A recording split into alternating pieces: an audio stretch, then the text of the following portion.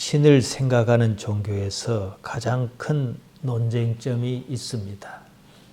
신의 의지, 신의 뜻입니다. 신이 세상을 창조하고 자기 뜻대로 다스린다 이러지 않습니까? 여기에는 피조물인 인간도 예외는 아닙니다. 이것이 신앙의 뿌리를 형성합니다. 우리가 흔히 쓰는 말이 있지 않습니까? 아무리 띄어보았자 부처님 손바닥이다. 이 개념입니다. 물론 불교는 우리와 좀 개념이 다릅니다만 관용적으로 그렇게 씁니다. 여기에 딜레마가 있습니다. 역설이랄까요? 신이 모든 것을 정하였고 또 세상이 신이 정한 그대로 움직이는 것이라면 인간에게는 자유의지란 것이 필요한가? 이것입니다. 자유의지란 인간이 자기 스스로 판단에 따라 결정하고 행동하는 것입니다. 그런데 모든 것이 정하여졌습니다. 신이 계획한 대로 딱딱 맞아 떨어집니다. 이런 상황에서 자유의지가 있을 리가 없지 않겠습니까? 자연계에서 인간이라는 위치는 특별히 정해져 있지 않습니다. 생물학적으로 그냥 동물입니다. 겉모습은 다르지만 내장은 돼지하고 똑같습니다. 이제 교통사고를 당해서 곧 죽을 사람이나 이 사람 장기를 가지고 이식하고 그러지 않습니까? 지금은 돼지 장기를 가지고 가능합니다. 거의 이 수준에 왔습니다. 같으니까 그런 거예요. 그럼에도 아무도 인간을 동물이라고 생각하지 않습니다. 인간의 위치, 포지션이 무엇이냐? 성경이 정의하고 있습니다. 시편 8편 4절에서 5절에 보면 이렇게 나옵니다. 사람이 무엇이기에 주께서 그를 생각하시며 인자가 무엇이기에 주께서 그를 돌보시나이까? 그를 하나님보다 조금 못하게 하시고 영화와 존귀로 관을 씌우셨나이다. 생각하다라고 번역한 말 자카르입니다. 기억하다 이 뜻입니다. 잊지 않고 있다 이거예요. 하나님께서 인간을 어떻게 생각하시는가 이것입니다. 인간을 하나님보다 조금 못하게 하시고 이런 구절이 있습니다. 옛날에 우리가 보던 성경을 개역 한글판 성경이라 그럽니다. 지금은 개역 개정판이고요. 거기에는 보면은 인간을 천사보다 조금 못하게 하시고, 그러니까 거기에는 어떻게 나와 있냐? 저를 천사보다 조금 못하게 하시고, 지금 우리가 가지고 있는 개역 개정판에서 어찌 나왔습니까? 그를 하나님보다 조금 못하게 하시고, 어느 것이 맞냐? 지금 가지고 있는 성경이 맞습니다. 원문에 보면 엘로힘이라 나와 있거든요. 천사가 아니라 하나님입니다. 옛날 성경을 번역한 사람이 인간이 하나님이다 이 말이 좀 부담스러웠던 모양입니다. 부담도 부담이지만 인간이란 존재의 개념 자체를 이해하지 못한 겁니다. 시편은 말합니다. 하나님께서 인간을 하나님보다 조금 못한 존재로 생각하셨다. 이게 무슨 뜻입니까? 조금 모자라는 하나님이다 이 말이에요. 동질입니다. 하나님께로 나아가는 길을 터놓은 겁니다. 여기에 대해서 사도 바울은 이렇게 이해했습니다. 빌립보서 2장 6절에서 8절에 나옵니다. 이렇습니다. 그는 근본 하나님의 본체시나 여기서 그는 예수님을 가리킵니다. 하나님과 동등됨을 취할 것으로 여기지 아니하시고 오히려 자기를 비워 종의 형체를 가지사 사람과 같이 되셨고 사람의 모양으로 나타나사 자기를 낮추시고 죽기까지 복종하셨으니 곧 십자가에 죽으심이라 이랬습니다. 예수님께서는 근본적으로 하나님과 본체시다 이랬어요. 본체란 말 모르페입니다. 형상이나 모양을 말합니다. 예수님께서는 처음부터 하나님과 동질이셨다 이거거든요. 그럼에도 불구하고 예수님께서는 당신 자신을 이사 데오스와 똑같이 여기시지 않았다. 하나님과 똑같이 여기시지 않았다. 이 말입니다. 이사는 원형이 이소스입니다. 수나 크기나 질에 있어서 동등한 것을 말합니다. 예수님께서는 본래부터 하나님과 이소스 동일한 존재셨다. 이게 바로 사도 바울이 말하고자 하는 바입니다. 그러니까 사도 바울이 말한 것은 이겁니다. 예수님이라고 하는 존재가 있는데 원래는 하나님과 이소스 동일한 존재셨다. 그러나 우리와 같은 안드로포스 사람으로 오셨다. 이 말입니다. 자, 그러면 뭐 이걸 그렇게까지 설명할 건 뭐가 있느냐. 여러분 이런 생각이 들지 않습니까? 이 말을 그냥 쉽게 생각하면요. 아무것도 보이지 않습니다. 당연히 그러지 않냐. 우리가 그거 믿지 않냐. 이러고 만다는 것이지요. 예수님이라고 하는 우리가 생각하는 그런 특정인으로 보지 말고 어떤 존재, 한 존재가 있는데 이렇게 보는 것이 성경을 이해하는 데 유리합니다. 이걸 이해하지 못하면 오늘 본문 말씀을 이해 못합니다. 예수님을 특정해 버리면 우리가 흔히 아는 대로, 관념대로 생각하면은 바로 여기에 파묻혀 버려요. 처음부터 우리와 다른 존재, 인간이 아닌 존재 이렇게 생각합니다. 바울은 분명히 말했습니다. 예수님께서는 사람의 모양을 가지셨다 그랬어요. 이 말을 오해해요. 어떻게 이해합니까? 속은 사람이 아닌데 껍데기만 사람이다. 이런 식으로 생각하기가 쉽다는 거지요. 그냥 우리와 같은 사람이셨다. 이 말을 하는 거예요. 그때 사람들이 다 못 받아들이니까 조금 애둘러서 말했는지 바울 자신도 다는 이해를 못해서 그렇게 말했는지는 잘 모르겠습니다. 바울이 말하는 바는 이렇습니다. 한 인간이 있었다. 그 인간은 본래 하나님과 똑같은 존재였다. 그러면서도 우리와 똑같은 인간이라는 존재로 기노마에 나타났다. 이 말입니다. 이제 거꾸로 갑니다. 인간에서 다시 하나님으로, 인간의 영역에서 하나님의 영역으로 나아가신 것을 염두에 두고 하는 말입니다. 사실 우리가 그렇습니다. 우리의 근원이 어디입니까? 부모입니까? 그렇다면 예수님도 말해야잖아요. 우리의 근원은 하나님입니다. 인간의 영역에서 하나님의 영역으로 나아가는데 우리가 예수님께서 그러신 것처럼 이제 하나님의 영역으로 나아가기를 바라느냐는 거예요. 준비하는 삶을 사느냐 이 얘기입니다. 예수님이 중요한 게 아니에요. 지금 당장 내가 중요합니다. 예수님께서도 그러셨어요. 충실하게 그 길을 가셨고 그래서 하나님 우편에 계시는 것이다. 지금 사도 바울이 이 이야기를 하는 겁니다. 너도 그렇게 하려느냐? 그것을 위하여 사느냐? 이런 물음입니다. 그런데 다 어쩝니까? 예수님만 그렇게 하시라. 그러고 만다는 거예요. 나는 그럴 생각이 없다. 이러고 삽니다. 아까 말씀드렸습니다. 인간의 위치라고요. 신의 영역이 있고요. 동물의 영역이 있습니다. 동물의 영역에 속하는 존재에게는 자유가 없습니다. 흔히들 본능이라고 말하는 생체 요구, 기계적 요구에 따른 반응을 보일 뿐입니다. 고양이 2마리가 우리 집에 와갖고 막 그냥 오만 대를 더럽히고 다녀요. 그러면 여러분이 어떻게 합니까? 고양이 이리 와봐. 내가 좋게 말하는데 이러면 못 써 해서 고양이가 알아듣습니까? 그냥 막 잡아 죽일 것처럼 몇 번 쫓아다녀야 다시는 안 오는 거지요. 그러면 고양이는 뭘로 이해해요? 본능으로 그렇게 한 거예요. 다 눈치 봐가지고 저런 존재가 있는데 고양이는 사람이란 걸 모른단 말이에요. 있는데 어떻게 할 때는 나를 안 괴롭히고 어떻게 할 때는 좋게 하겠다. 고양이도요. 똑같은 시간에 밥을 한번 줘보세요. 발자국 소리만 듣고 동네방네 고양이 다 데리고 옵니다. 이게 동물이에요. 길이 그리 든 거지요. 자유란 원래 신의 영역에 속하는 존재에게 해당하는 개념입니다. 인간은 동물의 영역에 속하여 있지만은 바로 그 때문에 자유라는 이 때문에 신의 영역을 넘보는 존재입니다. 그냥 인간이란 동물로 살다 말 것 같으면 그 사람에게는 동물의 반응만 있을 뿐입니다. 동물의 인간을 버리고 신의 인간으로 나아가겠다. 이것이 우리 신앙이에요. 우리가 불쑥불쑥 말이에요. 어떤 말을 들으면 화가 팍 난다거나 어떤 말을 기분을 좋다 하는 거냐고는 나라는 동물이 그렇게 반응하는 거예요. 신체는 동물이거든요. 그러나 신의 영역에 속하는 나의 본질은 거기에 아무런 관계가 없습니다. 예수님께서 이런 말씀하셨습니다. 요한복음 8장 32절입니다. 진리를 알지니 진리가 너희를 자유케 하리라. 제가 우리 주보에 보면은 그걸 좀 풀어서 쉽게 이해하도록 앞에 교회 이름 위에다가 써놨습니다. 진리 알레데이아입니다. 뭐 절에서 큰 스님이 말하는 그런 진리가 아니에요. 그냥 사실이에요. 사실을 알아라.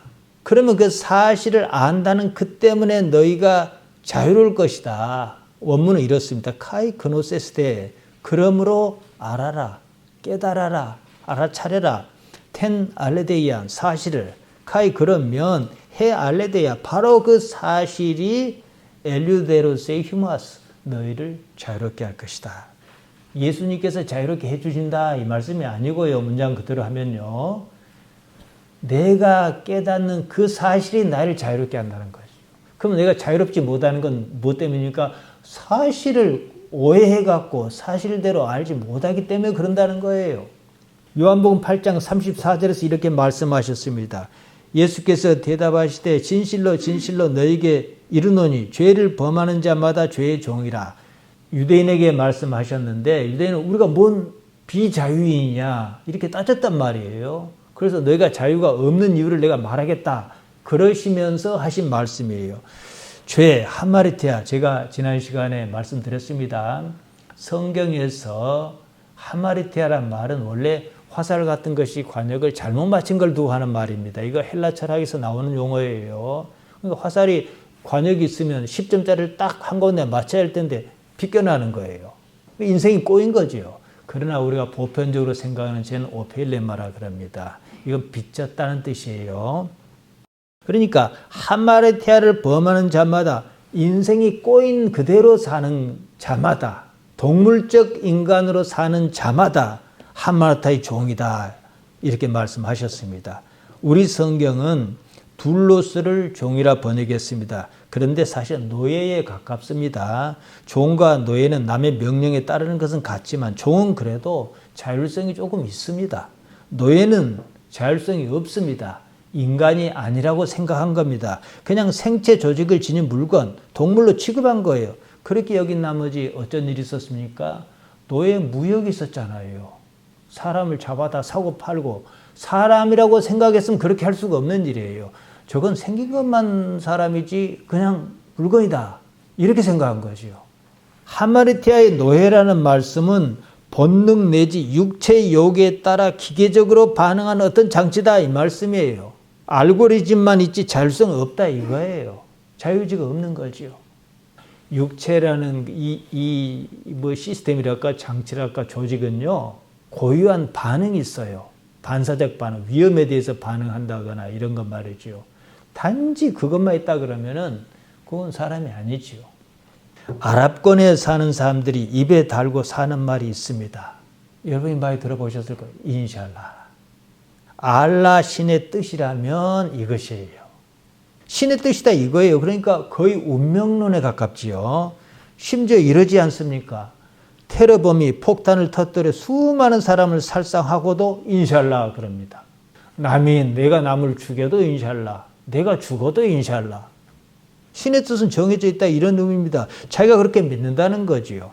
기독 신앙인조차도 이런 사고에서 자유롭지 못합니다. 하나님의 섭리란 말을 쓰지 않습니까? 그 말이 그 말이에요. 신의 뜻을 운운하면 우선 믿음은 있어 보입니다. 사실은 신이 다 짜놓은 프로그램에 따라 움직인다 이 말이지 않습니까? 그렇다면 인간이란 이미 정해진 어떤 절차대로 작동하는 하나의 장치에 불과한 것인가? 이런 생각을 해야겠지요. 게다가 인간으로서 고귀한 가치인 자유가 없다는 뜻입니다. 자유가 없으면요. 살아있어도 사는 것이 아닙니다. 살 이유도 없고 사는 의미도 없습니다. 나 자신의 삶을 타인의 삶처럼 생각한다는 거예요. 나는 타인의 의식을 느끼지 못합니다. 의식이 있다고 생각할 뿐입니다. 타인의 의식은 내가 의식할 수 없는 부분입니다. 타인은 어떤 질서에 따라 반응하고 움직이는 것처럼 보입니다. 인간이 타인에 대해서 폭력을 저지르는 것은 이 때문이에요. 내가 총을 쏴서 저 사람이 다치거나 죽어도 나는 안 아프거든요. 그러니까 이러한 존재는요. 신의 영역에 속하지 못한 존재예요. 우리는 물론 나는 안 아프지만 얼마나 아플까 이해할 수 있어요. 서양에서 넘어온 기독교 신학은요. 예수님의 죽음을 수순에 따른 것이라고 생각했습니다. 그러니까 정해진 절차대로 그런 것이다. 정해진 대로 십자가를 지셨고 정해진 대로 죽으셨다 그럽니다. 이것은 결과적으로 그렇다는 것이지 그렇게 진행하는 것이라고 생각했다는 말입니다. 그렇다면 오늘 우리가 읽은 본문에 나온 것처럼 이런 일은 없어야 합니다. 이미 정해진 일입니다. 놀랄 것도 없고 슬퍼할 것도 없고 죽는다고 그렇게까지 고민한 일은 더 없어야 합니다. 이미 알고 계셨잖아요. 정해진 일이잖아요. 그런데 왜 이런 기록이 있냐는 거예요. 마가가 제가 지난번에 말씀드렸죠. 예수님 당시 상황을 가장 잘 그리고 있다고. 그러니까 우리가 마가복음을 보는 것이라고. 이 부분을 자기도 뭐 어떻게 설명할 수 있었는지 없었는지 모르지만 거의 그대로 기록했다는 거죠. 예수님께서 하나님의 계획대로 순환을 수행하신 것이라면 오늘 본문에 나오는 사건은 이치에 맞지 않습니다. 대부분은 이 부분에 대해서 깊이 생각하지 않습니다. 예수님께서 우리와 같이 인간적인 모습을 보이셨다. 이 정도 하고 넘어갑니다. 여기서 우리는요, 예수님이라고 하는 만들어진 그림을 보지 말고 어떤 이유로든 옳든 그르든 간에 한 사람을 보아야 합니다. 하나님의 아들이신 그분 말고 사람의 아들이신 그분을 보아야 한다. 이 말씀입니다. 그래야 우리하고 관계가 있어요. 하나님이 100번 죽든 말든 죽음과 상관없는 그분이 우리하고 무슨 상관이 있겠습니까? 예수님 일행이 겟세마네라고 하는데 이르렀습니다. 베드로와 야고보와 요한을 따로 데리고 기도하는 대로 가셨습니다. 이들 세 명은 제자 중에서도 핵심 멤버였습니다. 그만큼 속마음을 털어놓을 수 있었다 이 얘기입니다. 이렇게 나와 있습니다. 심히 놀라시며 슬퍼하사 말씀하시되 내 마음이 심히 고민하여 죽게 되었으니 너희는 여기 머물러 껴있으라. 이건 핵심 멤버에게만 할 수 있는 얘기예요. 보통 관계에서 이런 말 하기 어렵습니다. 우리가 누군가와 소개말을 할 때 염두에 두는 것이 있습니다. 이렇게 말하면 저 사람이 내 말을 알아는 듣겠지. 또 그럴 만할 때 그런 말을 하는 겁니다. 모든 말에는 그 말 이전에 말을 하는 환경이 있습니다. 이제 우리 교회가 이렇게 있고 여러분이 나와서 이제 예배에 참여하는데요. 한 번도 교회에 나오지 못한 사람이 여기 앉았다 하면 도대체 무슨 말을 하는지 알아들을 수가 없어요. 같은 한국말인데요. 여러분은 제가 하마르티아라는 말을 자주 썼기 때문에 잘 압니다. 그게 그거고 이게 이거다. 이런 게 있단 말이에요. 모든 말에는요, 이런 환경이 있습니다. 서로가 공감하는 환경에서 말이 오갑니다. 베드로와 야고보와 요한은 그래도 예수님께서 소개말을 할 만한 사람들이었다 이겁니다. 이해 이전에 공감할 만한 무엇이 있었다는 것이죠. 이해가 가서 사실 이해하는 건 아니에요. 이해에 앞서 받아들이는 거죠. 부모가 자식이 하는 말을 듣습니다. 이해해서 그 말을 듣는 것이 아니에요. 그냥 받아들이는 겁니다. 이해보다는 관계가 우선입니다. 사랑하기 때문이죠. 한편으로 여기에는 맹점이 있습니다. 사건의 본질을 보기 어렵다는 겁니다. 사건을 사건 그대로 사실 그대로 이해하기가 어렵습니다. 예수님이십니다. 심히 놀라고 슬퍼할 일은 무엇이며 고민하실 일은 또 무엇인가 어째서 그러시는지 이해가 안 갑니다. 당신께서 십자가에 달려 죽으실 것이라고 받아들이기 힘든 말씀을 하실 때는 언제고 이제 와서 죽는 다음에 그렇게 고민하고 그러신다는 겁니다. 여기에 대해서 대부분의 주석가는 이렇게 말합니다. 신적 고민을 하셨다. 이게 도대체 무슨 말인지 저는 이해가 안 갑니다. 신이라는 존재에겐 죽음이 없어요. 죽어도 죽는 것이 아닙니다. 그런데 무슨 신적 고민이 어쩌고 앞뒤가 안 맞는 말을 합니다. 그냥 쉽게 생각해서요. 신이 무슨 고민을 하겠습니까? 인간이 고민하는 것이지요. 이런 이상한 논리는요. 예수님을 사람이라고 생각하지 않은 데서 비롯한 거예요. 예수님께서는 당신 자신을 가리켜 인자다, 사람의 아들이다 그러셨습니다. 당신께서 사람의 아들이시라는 것이 무슨 말입니까? 사람이다 이 뜻이에요. 오늘 보면 41절에도 인자란 말이 나옵니다. 휴오스 투 안드로프. 안드로포스가 사람이에요. 안드로포스의 휴오스다. 이 말이거든요. 사람의 아들이다. 이거거든요. 하나님의 아들이란 말이 무슨 뜻입니까? 하나님이다 이 뜻이잖아요. 아버지 하나님이나 아들 하나님이나 다 하나님이잖아요. 아버지나 아들이나 다 사람이잖아요. 그래서 우리는 하나님의 아들이라는 개념을 갖고 성자 하나님 이런 표현을 쓰잖아요. 근데 말은 그렇게 하는데 완전히 신의 영역으로 떠올려 놓고 말아버린다는 거예요. 이 인간의 영역에 계셨던 부분은 생각하지 않는다는 거예요. 그러니까 이거 분리시켜가지고 예수님만 천상계에 계시고 땅의 일은 우리가 알아서 하겠습니다. 우린 천국 갈 생각 없습니다. 이러고 살잖아요. 예수님께서 하나님이시라고만 생각을 고정하니까 이해할 수가 없는 거죠. 이해할 수 없는 논리를 세우고 이해하려고 하니까 뭐 신적 고민이 어쩌고 이런 궤변이 나옵니다. 제가 30 중반에 우리 교회에 왔습니다. 우리 큰아이가 딱 그 나이입니다. 이제 목사 안수를 받고 부목사로서 일을 합니다.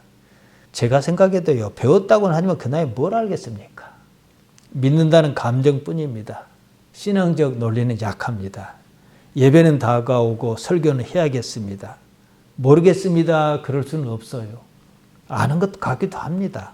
하는 수 없이 그냥 시부렁거립니다. 그럼 다들 알아서 잘 듣습니다. 알면서도 모르고 모르면서도 아는 거예요. 안다고 아는 것이 아니란 거지요. 사실은 모르는 것을 말한 겁니다. 그러면서도 하나님께서 이런 환경을 이끌어 가신다는 거예요. 이게 마가복음 13장을 우리가 보았습니다만 거기서 고난이 있을 일을 말씀하시면서 예수님께서 바로 그 얘기를 또 하셔요. 마가복음 13장 11절입니다. 사람들이 너희를 끌어다가 넘겨줄 때 무슨 말을 할까 미리 염려하지 말고 무엇이든지 그때에 너희에게 주시는 그 말을 하라. 말하는 이는 너희가 아니요 성령이시니라. 자, 이러면 생각해 보세요. 사람들이 이제 예수를 믿는다고 잡아다가 공회에 세우고 막 신문하고 취조하고 할 텐데 무슨 말을 할까? 무슨 말을 고민하지 말라는 거거든요. 자, 그러면 우리는 어떻게 얘기해요? 성령께서 입에 넣어주시니까 말을 할 수 있다. 헛소리예요. 성령께서 그런 역사를 안 하신다는 것이 아니라 그랬는지 안 했는지 어찌할 거냐는 거예요. 그러니까 이 말씀은 뭡니까? 너희는 그냥 부담 없이 시부렁거려라 이 말씀인데 걱정하지 말고 말 만들려고 미리 염려하지 말라. 프로메린나테 미리 염려하지 말라는 거거든요. 사실 그렇지 않습니까? 안다고 하는 것 아니에요. 그동안에 어떤 환경에서 지내왔느냐 그것이 할 말을 하는 겁니다. 우리가 우리 입을 무슨 말을 할 때 말해요. 입을 가만히 들여다보세요. 내가 시키지도 않은 말도 해요. 뭐냐? 환경이에요. 그만큼 환경이 중요합니다. 우리가 예수님을 올바르고 건강하게 믿는 환경을 잘 가꾸면요. 거기에 맞게끔 말이 자동으로 나와요. 그것을 그냥 이러고 저러고 설명하기 복잡해요. 그러니까 하나님의 영이 푸뉴마가 시켰다, 주셨다. 이렇게 말해도 안 틀리거든요. 그러니까 이해는 해야 해요. 사람의 아들 그분은 고민하셨습니다. 마음이 고민한다 그러셨습니다. 여기서 마음이라 번역한 말 푸시케입니다. 제가 자주 드리는 말씀이지만 원문을 번역할 때는 같은 말은 같이 번역한 게 좋은데 어떤 때 마음이라 번역했다가 어떤 때 영이라 번역했다가 어떨 때 혼이라 번역했다가 뭐 이래버리거든요. 푸시케는 우리말로 특정하자면 혼이라 번역하는 것이 적당할 것입니다. 순수 우리말로 하면 넋입니다. 영이란 말은 푸뉴마예요. 다릅니다. 얼마나 고민하셨냐면요. 넋이 나갈 지경으로 고민하셨다는 겁니다. 자, 하나님이 고민하겠습니까? 인간이니까 고민한 거죠. 예수님께서는 당신의 뜻을 분명히 밝히셨습니다. 이렇게 기도하셨습니다. 마가복음 14장 36절입니다. 이르시되 아빠 아버지여 아버지께는 모든 것이 가능하오니 이 잔을 내게서 옮기시옵소서. 이 잔이 뭐겠습니까? 십자가의 죽음 아니겠습니까? 그러니까 이것을 딱 정리하면 뭐예요? 십자가 안 지고 싶습니다 이 말이에요. 할 수만 있거든 순환의 시간을 겪지 않고 편안히 죽게 해주십시오 이 말 아닙니다. 안 죽고 싶다는 말이죠. 그냥 우리와 같은 사람이셨습니다. 죽을 줄 알고 계셨습니다. 막상 죽음이 닥쳤을 때는 넋이 나갈 정도로 고민하셨습니다. 십자가의 죽음이 무엇인지 유대인은 다 압니다. 또 얼마나 그거 고통스러운 것인지 죽음 자체에 대한 그 관념적 공포도 있지만은 실제적인 것도 그래요. 그냥 곱게 죽는 것도 아니고 십자가에 달려 처절한 고통을 겪으며 죽는 일이었습니다. 아무튼 사람의 아들은 죽고 싶지 않았습니다. 그러면서도 우리가 눈여겨보아야 할 게 있어요. 하나님을 뭐라 불렀습니까? 아빠, 아버지다. 우리 성경 아빠, 아버지라고 번역했는데 틀린 말 아닙니다. 원래도 그래요. 이 아빠, 아빠. 이 말은요. 타테르는 아버지란 말이고요. 아빠란 말은 우리말로 아빠인데 예수님께서는 당시에 그 히브리 방언 중에 아람어라고 했는데 아버지에 대한 친밀한 호칭입니다. 우리하고 똑같아요. 우리가 언어학을 공부하면 그러지 않습니까? 중요한 말이 비슷하다. 엄마란 말이 되게 비슷하고 아빠란 말이 비슷하지 않습니까? 같아요. 근데 유대인은요, 신에 대해서 이런 호칭을 쓸 수 없었습니다.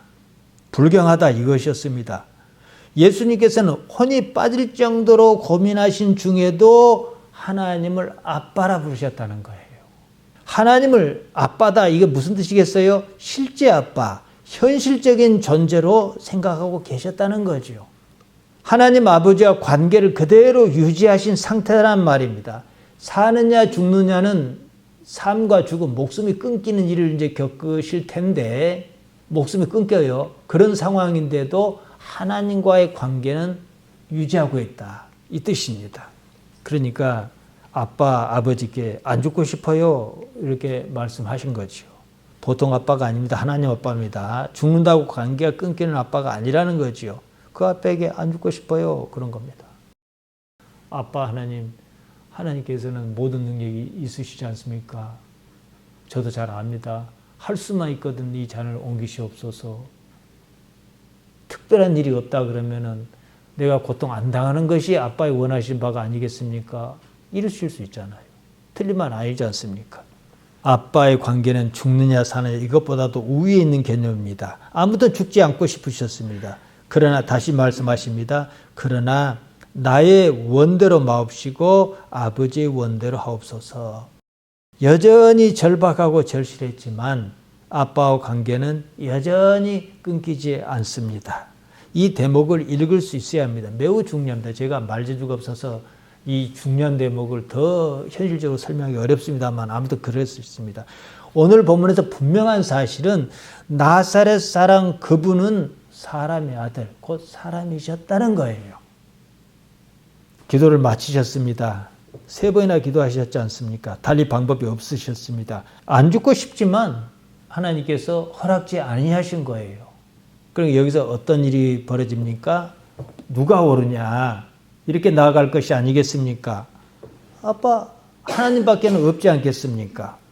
그 생각을 받아들이기로 하셨습니다. 돌아오셨습니다. 제자가 잠에 빠져 있는 것을 보셨습니다. 베드로에게 이렇게 말씀하십니다. 시몬아 자느냐? 내가 1시간도 깨어있을 수 없다냐? 베드로의 원래 이름이 시몬입니다. 시몬이란 이름과 베드로가 어떻게 다르냐? 제자로 받아들이시면서 베드로라는 이름으로 바뀌어요. 근데 시몬이 베드로라는 이름을 가진 이유가 있습니다. 마태복음 16장에 나옵니다. 예수님께서 빌립보 가이사라 지방에 이르셨을 때입니다. 제자에게 물으셨습니다. 사람이 인자를 누구나 하느냐 그러셨습니다. 제자가 대답했습니다. 더러는 세례 요한, 더러는 엘리야, 어떤 이는 예레미야나 선지자 중에 하나라 하더이다 이랬습니다. 예수님께서 그것을 확인하시고 제자에게 다시 물으셨습니다. 그러면 너희는 나를 누구라 하느냐 이러셨습니다. 이때 시몬이 대답합니다. 주는 그리스도시요 살아계신 하나님의 아들이십니다. 예수님께서 시몬의 답변을 듣고는 이렇게 말씀하시는 거예요. 마태복음 16장 17절에서 18절에 나옵니다. 바요나 시몬아, 이 바가 이름 앞에 붙으면 누구의 아들입니다. 요한의 아들아, 요한의 아들 시몬아 이 뜻입니다. 내가 보기도다. 이를 내게 알게 한 이는 혈육이 아니요 하늘에 계신 내 아버지시니라. 또 내가 내게 이르노니 너는 베드로라. 이제 베드로라는 이름을 주십니다. 내가 이 반석 위에 내 교회를 세우리니 음부의 권세가 이기지 못하리라. 이렇게 말씀하셨습니다. 너는 이제부터 베드로다. 이러셨습니다. 베드로, 페트로스입니다. 돌을 말합니다. 이어서 반석이란 말을 하셨잖아요. 반석이 페트라입니다. 같은 거예요. 바위나 바위 덩어리를 말합니다. 다시 말하여 베드로라는 이름은 주는 그리스도시요 살아계신 하나님의 아들이십니다. 이런 예수님의 이해에 따른 거예요. 알고 했든 모르겠든 간에 말이죠. 그런 여지를 예수님께 남겨주셨습니다. 이는 네가 알고 하는 것이 아니라 하늘에 계신 내 아버지가 알고 하신 것이다. 그러니까 너를 하나님께 택하셨다. 이 말씀이요. 이런 근거하에 시몬이라는 이름이 베드로로 바뀝니다. 그런데 오늘 보면은요, 페트로스가 원래 시몬으로 돌아간 겁니다. 이 상황에서는요. 무슨 뜻이겠습니까? 지금 이 순간만큼은 제자의 자격을 잃었다 이겁니다. 제자 이전의 모습을 보였다는 것이지요. 물론 예수님께서 경각심을 주시기 위해서 나중 십자가 사건 있고 난 후에 깨닫게 하시기 위해서 이러셨을 겁니다. 기도하시다가 세 번째 제자에게 오셨습니다. 이렇게 말씀하십니다. 이제는 자고 쉬라. 그만 되었다. 때가 왔도다. 보라, 인자가 죄인의 손에 팔리느니라. 다 끝났습니다. 아버지의 의지를 확인하셨습니다. 안 죽고 싶어도 받아들여야 하는 일이었습니다. 결정 났습니다. 아빠가 그것을 원하는 줄 아셨습니다. 아이들도 그래요. 엄마 아빠하고 관계가 아주 좋으면요, 자기가 싫어도 힘들어도 엄마 아빠가 원하는 것을 하려고 그럽니다. 상황에 따라서는요. 중요한 것일수록 더 그렇지 않습니까? 육체는 버려도 하늘아빠는 여전히 살아계신다는 사실이거든요. 어차피 육체는 영원하지 않습니다. 죽는 것보다도 아빠와 관계가 더 중요합니다. 이것이 핵심입니다. 무엇이 더 중요한가? 이 말씀입니다. 여러분, 무엇이 중요합니까? 우리가 그냥 세상에 땅만 보고 살 때는 이것도 중요하고 이것도 중요해, 이것도 중요해요. 근데 무슨 일을 당해가지고 내가 교통사고를 당해서 죽느냐 사느냐 상황에서 뭐가 중요해요? 죽느냐 사느냐가 중요하지요. 그러나 또 확장해 봅시다. 영혼의 세계까지 생각하면 뭐가 중요해요? 죽느냐 사느냐가 중요한 게 아니라 더 중요한 게 더 중요한 거예요. 영혼의 세계가 더 중요한 겁니다. 사람의 아들에서 하나님의 아들로 사도 바울이 빌립보서 2장 6절에서 말한 대로 근본 하나님의 본체 자리에 다시 오르셨습니다. 자, 보세요. 하나님과 동등 본체시나 사람의 형상으로 마리아의 몸을 태워서 태어나셨어요. 뭔가를 하셨어요. 죽으셨어요. 그런데 다시 어디로 위로 갔잖아요. 우리도 사실 그래요. 우리의 근본이 어디에 있습니까? 하나님이거든요. 그러나 이 세상에서 근본이 뭔지를 알게 하는 것은 태어나서 바로 하는 게 아니라 이 세상에서 오만 일을 겪으며 시달리며 근본을 알아가는 거예요. 그래서 신의 사람으로 바뀌는 겁니다. 똑같아요, 구조가. 이걸 이해하시라는 거예요. 이걸 이해하고 세상을 바라보고 어떤 일을 하면요, 세상 일이 전체적인 안목으로만 바라보는 것이 아니기 때문에 풀릴 일은 그냥 풀려요. 왜 이렇게 일이 안 되지라고 싶어도 이렇게 해서 하나님께서 이끌어 가시는구나, 이런 감이 생깁니다. 이걸 뭐라 그럽니까? 영감이라 그러죠. 우리는 지금 사람의 딸이고 사람의 아들입니다. 하나님의 자리에 오르기를 원하는가의 문제예요. 제가 요한복음 10장 34절 35절 자주 말씀드렸잖아요. 영생이 그겁니다. 요한복음 3장 16절이 그걸 말합니다. 하나님께서 세상을 이처럼 사랑하사 독생자를 주셨으니 이는 저를 믿는 자마다 영생을 얻게 하려 하심이라. 이게 언어적 한계입니다. 영생, 조엔, 아이오니온, 삶이 영원하다는 뜻인데 이 시간 개념은 원래 통하지 않는 거예요, 하나님께는. 왜냐? 시간조차도 하나님의 피조물이기 때문에. 그러니까 영생이라는 개념이 뭐냐? 하나님과 상종할 수 있는 상태냐 이 말이에요. 동질성이 있어야 상종할 것 아니겠습니까? 동질성이 없는데 어떻게 상종합니까? 현재로서 안 죽고 사는 방법은 우리에게 없습니다. 잘 살든 못 살든 이 삶은 끝납니다. 사람의 아들인 이상 죽는다는 거죠. 죽는다고 거기서 그냥 끝나는 것은 아니다. 이래서 우리가 예배하러 오고 그러지 않습니까? 하나님과 성질이 같은 이소스, 본질적으로 같은 성질로서 존재하는 것입니다. 그 때문에 우리는 이 삶이 끝나기 전에 해야 할 일이 있어요. 나의 아빠는 누구신가? 아빠는 나에게 어떤 존재이신가? 이것을 분명히 해두어야 합니다. 우리가 아주 어려운 일을 겪어가지고 기도를 해요. 뭐 자식 문제일 수도 있고 뭔 문제일 수 있어요.